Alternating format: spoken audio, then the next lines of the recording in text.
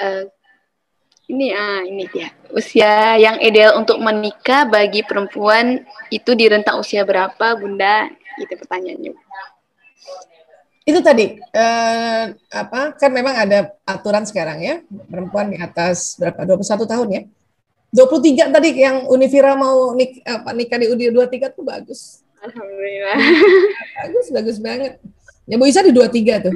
23 ya. Insya Allah 23 udah selesai juga ya. Kecuali kedokteran, kalau kedokteran belum selesai tuh.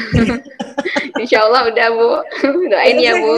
Amin. Kalau kedokteran makanya Bu Isa waktu punya anak Mas Lanang, yang pertama dibawa ke koas, bawa ke rumah sakit terus selalu dibawa dia. Tapi kalau kuliah yang lain insya Allah 23 sudah selesai kan, paling enggak tugas pertama menjadi seorang sarjana sudah selesai, jadi kita juga lebih lapang lagi, kurang lebih gitu ya, 23. Ini mau nikah 23 semua atau sudah ada yang lebih? Kalau rentangnya gimana kira-kira Bu? Oh iya, biasanya sampai maksimal 30 ya, 30 ya. Karena kadang-kadang di atas 30 juga ya estrogen itu dia mulai menurun juga gitu. Mulai menurun. Memang itu tadi Bu Isa bilang the top-nya itu 23 sampai 30 atau sampai 27. Itu bisa. Insyaallah ya. Makanya yang saat ini sekarang udah 25, 26 ya dikencengin doanya. Cari doanya. Ya, karena bukan apa-apa. Memang kita menikah itu bukan sekedar hanya mempunyai anak dan sebagainya, bukan, menyempurnakan agama ya. Kalau belum menikah tuh agamanya baru separuh, kalau udah nikah agamanya baru utuh ya. Kenapa dikatakan seperti itu? Nabi yang mengatakan seperti itu ya. Jadi kalau kita menikah agama kita baru utuh. Kenapa? Karena pada saat kita menikah, ya semua ibadah kan terjalankan, termasuk ada ibadah intim suami istri. Dan pada saat menikah kan, ya kita menyebut Allahnya itu lebih kenceng lagi. Ya Allah, astagfirullah, astagfirullah. Kenapa? Karena mulai berhadapan dengan tidak diri sendiri, berhadapan dengan ada suami juga tidak sendiri, dia ada orang tuanya, ada kakak adiknya. Nah, ini kan kita berinteraksi pada banyak orang kan. Pada saat berinteraksi pada banyak orang ini ilmu agama kita pakai. Apa sih? Itu tadi senantiasa lembut, senantiasa ya bijak. Nah, supaya lembut bijak kan kita pasti sebut-sebut Allah kan, dan selalu mau belajar ibadahnya jadi lebih teratur.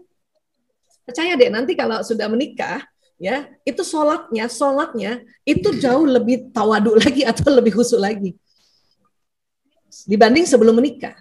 Karena sebelum menikah kan kita hanya berhadapan diri kita sendiri. Kalaupun ada orang tua kita tuh penuh pemaaf dan sebagainya, penuh pengertian. Tapi kalau nanti orang tuanya suami, ya nah itu kan belum tentu sama sampai orang tua kita kan, makanya kita perlu bijak. Itulah makanya yang dikatakan kita diminta menikah itu untuk menyempurnakan agama kita. Ya, nah, kurang lebih seperti itu. Makanya yes, ya doa cepat menikah. Tinggal belajar.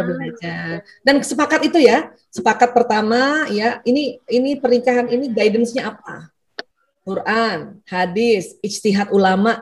Termasuk ijtihad ulama ini adalah ilmuwan-ilmuwan penelitian tentang tubuh manusia, ini harus perlu ditambah di sini. Ya, terus sepakat sama suami, pokoknya habis nikah kita taklimnya rutin ya, ngaji, mengkajinya rutin. Nah, harus gitu dari awal ya. Supaya mendapatkan suami yang mau ikut taklim, mau ikut seminar. Karena banyak juga yang sudah menikah nih, yang kayak Ibu Isa udah terlanjur tuh, ya suaminya nggak mau ikut taklim. Tapi yang diharapkan pasangan-pasangan muda ini dengan kesadaran, dan itu harus negosiasi ya calon istri ya. Ya nanti kalau misalnya ta'aruf gitu ya, pokoknya kita ya, harus selalu ngaji ya, gitu. Itu inti loh. Ya. Kasih banyak jawabannya. Perlu dicatat, taruh di buku nikah, di pranikah itu ada lembar pranikah itu, perjanjian pranikah itu taruh cekrek tuh. Karena banyak sekali kita nih ya nggak menggunakan lembar perjanjian pranikah itu di kosong-kosong. Ya, Bu Isa kalau disuruh ulang, Bu Isa mau tulis itu ah. Sayangnya nggak bisa diulang gitu ya Bu. Iya, makanya kan banyak juga nih teman-teman yang ibu-ibu yang sudah menikah ini cuman istrinya aja yang belajar, istrinya aja yang taklim, suaminya susah banget ya. Ya karena di awal-awal kita nggak ada perjanjian itu. Gitu. Bu Isa juga baru sadar setelah beberapa tahun pernikahan, ya karena dulu memang belum banyak taklim kan. Jadi kita nggak tahu bahwa oh kita harus tambah ilmu dengan taklim bersama-sama, pengetahuannya sama, jadi enak gitu. Ya, nah kurang lebih kayak gitu. Insya Allah, terima kasih banyak jawabannya Bu Isa. Semoga Vina doain juga sahabat muslimah di sini yang masih jomblo, semoga Allah permudah gitu Amin ya Allah. cita-citanya.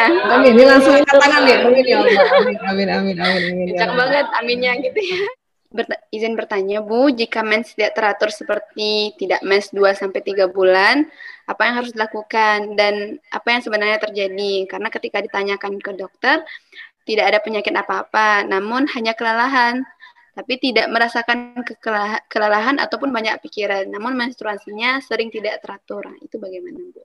Ya, kalau sudah ke dokter, kemudian diperiksa apakah ada massa itu bisa tumor, bisa kista kan gitu ya, dan itu tidak ada ya. Kemudian juga diperiksa misalnya kan ada sekarang pemeriksaan laboratorium tentang kadar hormonal itu juga, dan kalau itu juga semuanya dalam batas normal istilahnya ya, dalam batas normal DBN ya, dalam batas normal, berarti biasanya pengaruh paling sering adalah ya memang itu tadi kelelahan, kepenatan. Yang namanya lelah itu kadang buat kita ya, buat era sekarang itu bukan badan ya, tapi itu tadi ya, memang nggak mikir ya, tapi mungkin kelelahan untuk mata melihat gadget terus menerus itu mempengaruhi loh.